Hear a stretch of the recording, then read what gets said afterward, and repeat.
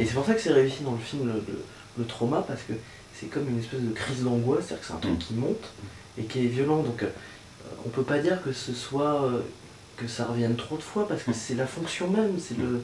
Si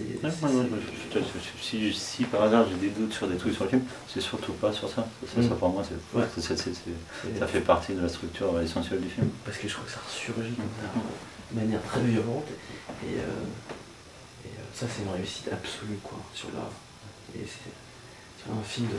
On a l'impression, tu sais, quand on lit de tes presse entre 2001 et le livre tibétain des morts, et finalement on a l'impression que c'est un prétexte aussi, pour que tu puisses expérimenter formellement. Après, le film est peut-être moins barré au niveau de la chronologie des souvenirs qu'un film comme Le Miroir de Tarkovsky ou que 21 grammes. Mais bon, il y a un moment, effectivement, tu rentres dans des zones qui sont déjà considérées comme expérimentales pour les producteurs et pour les spectateurs. Du coup, je me suis dit, voilà, tu peux pas attaquer absolument sur tous les plans et avec ce budget-là, quoi. Ouais. T'es obligé de...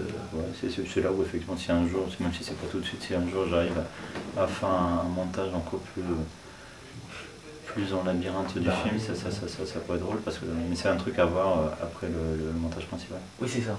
C'est comme l'idée du bon riff. C'est comme le mode d'emploi, la compréhension pour le reste. Et alors, au niveau des effets spéciaux, j'avais vu que tu avais un catalogue. Tu avais un espèce de catalogue de films références. Ouais. Qu'est-ce qu'il y avait dans ce... par exemple il y avait des courts-métrages de...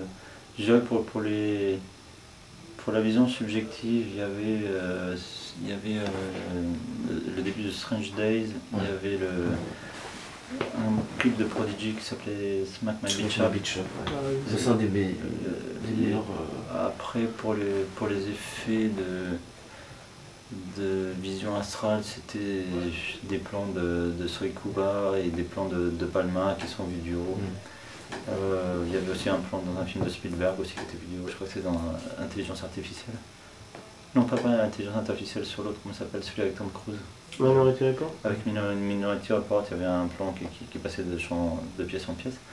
Après, pour les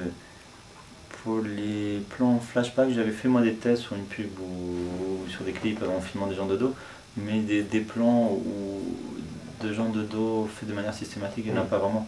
Il y a quelques plans comme ça, mais très courts, dans Elephant de Gus Van Sant, où on suit quelqu'un en plan poitrine. Qu'est-ce qu'il y a eu d'autre? Il y a eu...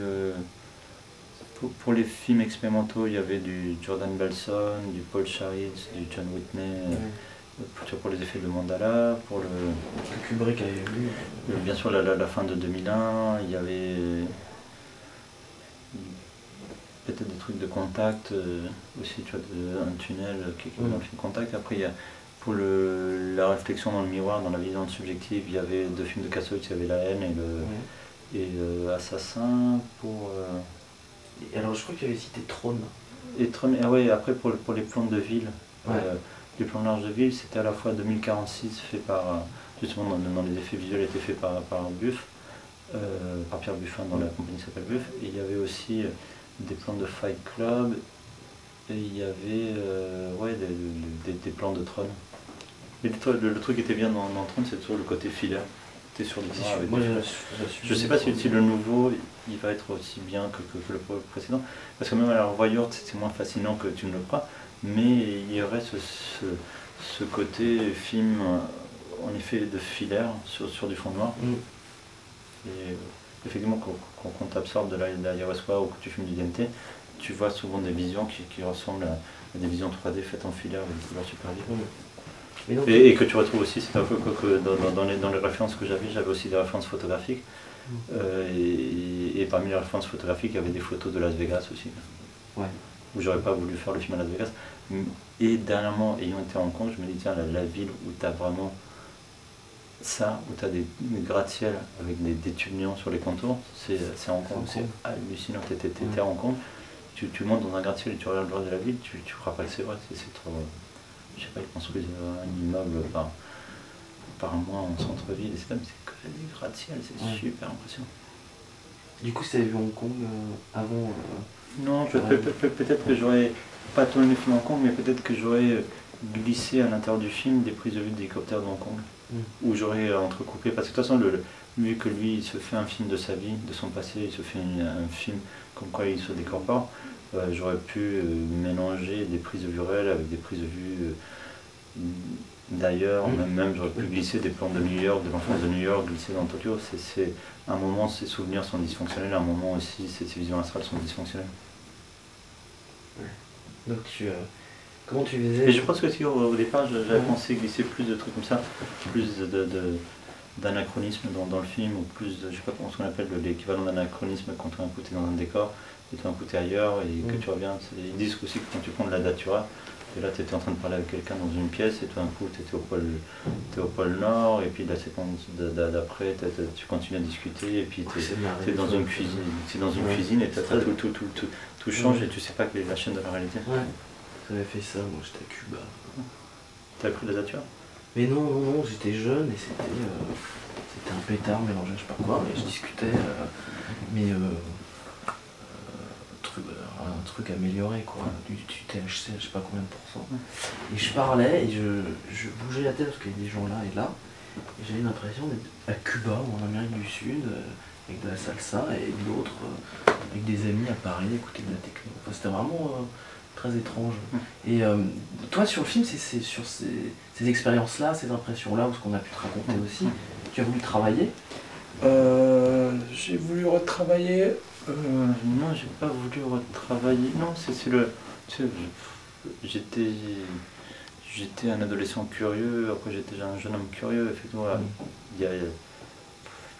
Il y a plein de situations où tu dis voilà, j'y vais pas, tu dis ouais, tu essaies de sécuriser.